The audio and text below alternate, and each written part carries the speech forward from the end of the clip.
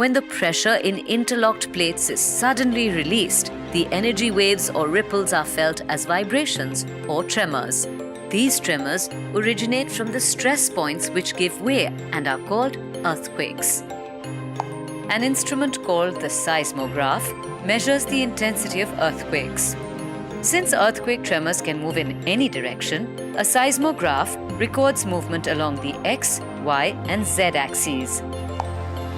This is what a seismograph reading looks like.